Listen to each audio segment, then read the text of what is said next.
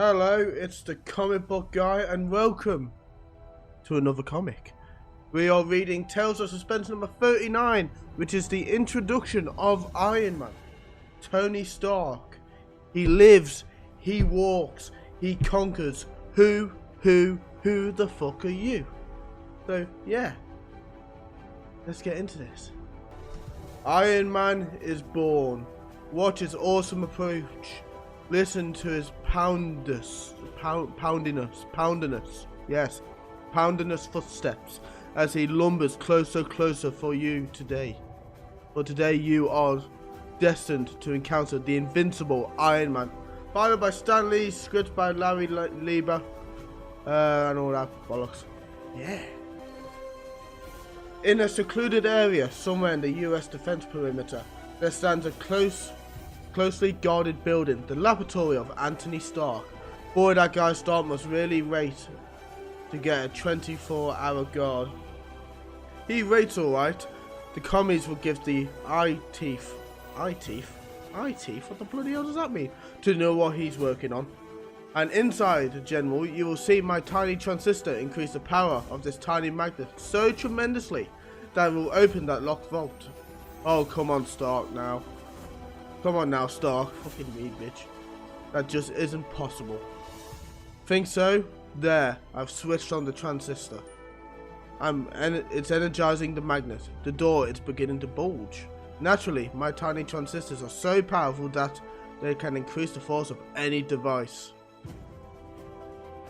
1,000-fold. Now do you believe that the transistors I've invented are capable of solving your problem in Vietnam? Stark, after what I've just seen, I'm ready to believe anything. Yes, it was an amazing demonstration, but now let us learn more about the man whose genius made it possible. Let us learn more about Anthony Stark, the one who is fated to become Iron Man.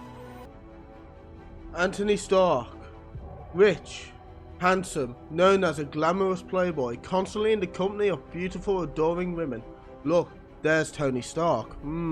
He's the dreamiest thing this side of Rock Hudson. The Riviera was a real drag till you showed up, darling. Yes, Anthony Stark is both that word and a scientist. Yeah. A millionaire bachelor, as much at home in a laboratory as in high society. But this man who seems so fortunate, who's envied by millions, is soon destined to become the most tragic figure on Earth. Our tale really has its beginning halfway around the world, in a South Vietnam jungle, menaced by Wong Jun, the red gorilla tyrant. Ha! I have brought another village to its knees. Now for the wrestling match. If any prisoner can defeat Wong Jun, I free whole village. Desperate to save their village, the strongest of the natives accept the warlord's challenge. Ah, you are good, but Wong Jun is better. Another and another tries in vain. I am strongest of all next to Wong Jun. Other men are but fleas. It is over. Now let us plunder the town, for none can stop the victorious Wong Jun. Meanwhile, on the outskirts of the jungle, the red gorillas outnumber us. Our heavy artillery could beat them, but we can't transport such big weapons through the dense jungle. So that's where my midget transistors come in, huh? Right, thanks to your inventions, our mortars are no larger or heavier than the flashlights. Our men can carry them anywhere.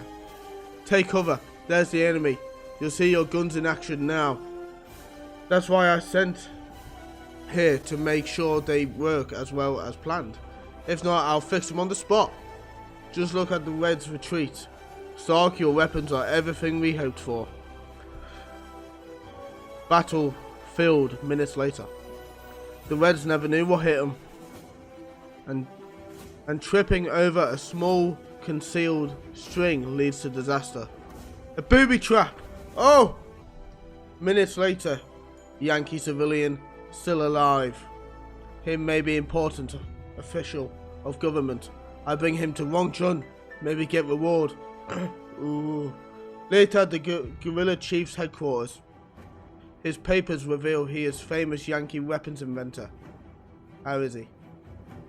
Bad. Much shrapnel near his heart, impossible to operate, cannot live longer than 1 week. In a few days, shrapnel will reach his heart. Then he will die. Nothing can save him. Bah! We can use his genius, Wrong Jun. We'll trick him into spending his last days on Earth working for us. Is he strong enough now? Yes, he can work till shrapnel reaches heart. We know you are American weapons inventor. If you design powerful new weapon for me, afterwards, I will have surgeons save your life. He's lying. If they could, they'd do it now. To be sure, I live long enough to design weapons for them. I know I've only days to live, but my last act will be to defeat the grimming, smirking red terrorist. Alright, Wrong Jun, I'll do it. I knew you would. Not hesitant to betray your country to save yourself. Here, room, where you work plenty of scrap iron, plenty tools. This I promise you, I shall build the most fantastic weapon of all time. I'll build it alright. It will be mine. Made for only one purpose, to keep me alive. Every tick of the clock brings the deadly pieces of shrapnel closer to my heart. I've got to work faster than I've ever worked before. Can't afford a single mistake. Then, on the second day of Tony Stark's race against time, this old one professional Yinsen, once great scientist, now lowly man, servant of Wrong Jun, will help you build weapon. No, I will never help the evil red tyrants. Never. Continued after the next page. The story is very, the film 2008 Iron Man is set in the Afghanistan war. This one's set in the Vietnam War, obviously, because this comic came out in the late 50s, I think. But the differences are pretty cool. Jensen, remember Jensen from the first Iron Man? You know, he died saving Stark. He's a good man, good man. Professor Jensen, in college I read your books. You are the greatest physicist of all. Then everyone thought you had died. I'd have been better off if I had. I was pressed into slavery labor by the Reds, and when I resisted, Wrong Jun took me prisoner. No longer able to work in secret, Anthony Stark must reveal his plan to the aged scholar, the only human he dares trust. An Iron Man, fantastic, a mighty electrical body to keep your heart beating after the shrapnel reaches it. We just might succeed. Think what a creature we could create, what wonders he shall perform. And the Reds themselves gave us the materials we will need. Thus, a dying man's desperate race against time continues. I've done extensive work with transistors. I can design them in any size to perform any function. We shall use them to operate the machine electronically, to move countless gears and control levers. All activity must be coordinated perfectly. The iron frame must duplicate every action of the human body. It shall, my friend, it shall. It shall be the crowning achievement of my life. Hours pass into days as the shrapnel moves closer and closer to Anthony Stark's heart. I can feel the pressure. My time is running out. We must work faster. There, the self-lubrication system is completed. Just a little longer. You must have courage. And then, when the doomed American's condition becomes critical, when he no longer fucking hell, my fucking throat is seizing up. The life-giving heart of your iron body is ready. Quickly, clamp it around your chest. There, it is done. There, it is done. When I activate the machine, your own amazing transistors will furnish the power to keep your heart beating. You should live as long as the iron body operates. The generator will soon build up enough energy to furnish all the power you'll need. But suddenly, the warning lights reinstalled. It flashes. Someone is approaching. It must be Wrong Jun. If he enters now, all our work will have been in vain. Wrong Jun must be kept away until the mighty electronic body begins to power the heart of Anthony Stark. My life is of no consequence, but I must gain time for Iron Man to live. And thus, then, before the Reds can enter, the room, the brave Professor Jensen makes one desperate last effort. Death to Wang Chun! Death to evil tyrant! He has gone mad after him. End his miserable life. He is of no further use to me. Slam! Click!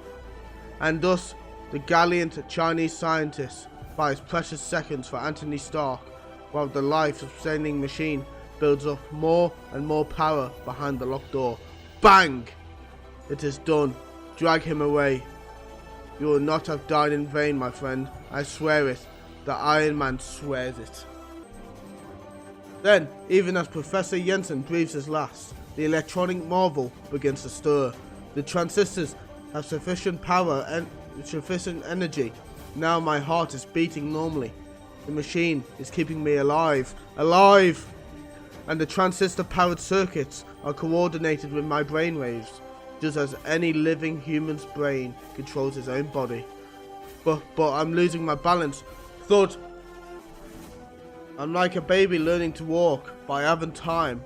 I must learn quickly. I must get the knack of manipulating this massive, unbelievably powerful iron shell before the Reds find me, or else I'll be at their mercy.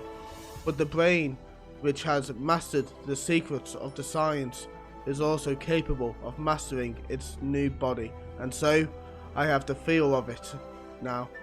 I can stand, move, even walk without toppling. Meanwhile, outside the locked door, break it down, smash it, I must learn what has happened there. Wham! Wham! They're coming. This is my greatest test yet. Can the thing I have created survive? The thing which is less than human, yet far more than merely human? This thing which is now Anthony Stark. My brain still thinks, my heart still beats, but in order to remain alive, I must spend the rest of my life in this iron prison. But this bitter realization is suddenly interrupted as the Iron Man snaps back to reality. They'll soon be through the door. I must conceal myself until I can plan my next move. Fortunately, Jensen and I equipped my iron body with many attachments, such as these.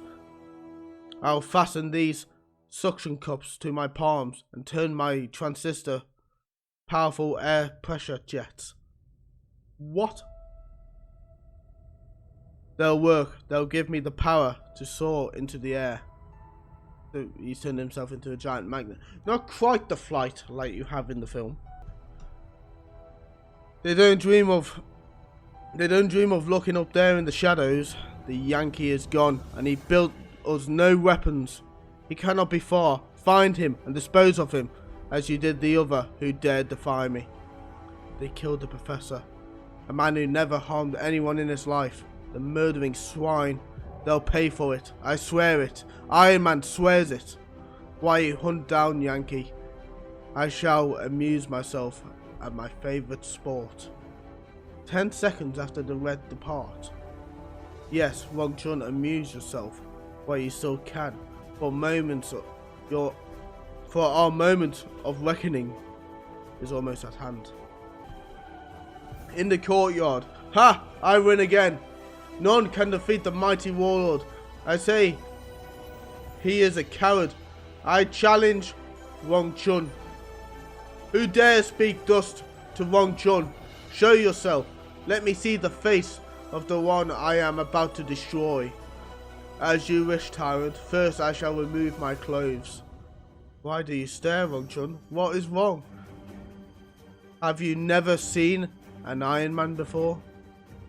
You are not human. You are machine. And you are a heartless man of evil who is about to pay for his misdeeds. Then, before the startled eyes of the Red Hordes, 2 electronically powered arms seized Wang Chun, lifting him easily as they would a toy. You are not facing a wounded, dying man now, or an aged, gentle professor. This is Iron Man who opposes you, and all you stand for. You make me lose my face. I destroy you. Even you can be slain. Guards, open fire. Destroy Iron Man. It will take more than small firearms to penetrate my cast iron body. Get grenades. Bring bazookas. Quickly. you fools, quickly! But before the heavier weapons can be brought into play, I'll just reverse the charge on this magnetic turbo insulator and use a top hat transistor to increase its repelling power 1,000-fold. There, reverse magnetism. It works like a charm. Stop, come back. The magnet affects only metal. Sherman. Power can still defeat him. Panicked by the incredible demonstration, the guerrillas flee. Rushing into the nearest building, Wang Chun heads for the stairs. Upstairs, there is a loudspeaker. In all this confusion and noise, they cannot hear me. I must talk over loudspeaker. Listen, my warriors. 10,000 yen to the one who destroys Iron Man. Ach, bach! What the fuck kind of noise is that, boy? An easy matter for me to create electrical interference to drown out his words with static. And then to frustrate the warlord's efforts even further, now I'll switch my own voice onto the loudspeaker. Desert Wang Chun, flee into the jungle. What is happening? Those are not my words. None can defeat Iron Man. Flee before he slays you all. In panic and without leadership, they soon be captured by South Vietnam troops. And now to settle with Wang Chun. He's locked the door, but that won't keep me out. My powerful transistor makes this miniature buzzsaw inside my index finger container. I'll perform anything a dozen times its size. Alright, warlord, you're finished. Come down here. You might terrify my troops, but not Wang Chun. Mate, why are you referring to yourself in the third person? Who does that? Take this, monster. Now to order the execution of all my prisoners. Ha! He raided each drawer of the cabinet with rocks. But no drawers filled with rocks can hold back Iron Man. Can hold back iron limbs powered by electronic transistors. Knowing he's defeated, Wang Chun is trying to murder all his prisoners. Before he stopped, I cannot allow that. I'm free, but it took almost all my electrical power. I've got to recharge. I'm too low on energy to pursue Wang Chun. Yet, I can't let him get away. Wait, I have it. Unfastening his lubricating apparatus, the Iron Man squirts out a thin stream of oil. I estimated it just right. The pressure's great enough for it to reach the ammo dump. Guards, slay the prisoners now! Boom! Seconds later, Iron Man has recharged his batteries, and then I have set the prisoners free, and the Reds have fled in blind panic. It's all over now. Professor Jensen, rest easy. You who sacrificed your life to save mine have been avenged. As for the Iron Man, that metallic Hulk who once was Anthony Stark, who knows that destiny awaits him? Who knows what destiny awaits him? Time alone will provide the answer. Time alone. The end. So, that was Tales of Suspense number 39, the origin of Iron Man. I know I stuttered and all that a little bit, but you know, I'm getting used to reading in front of an audience, kind of. Still a bit of a pain. But yeah, I'm enjoying it. Reading these comics, mate. It's fun. And I hope you're enjoying it as well. And if you are enjoying it, please like, subscribe, and I'll see you in the next one. Bye.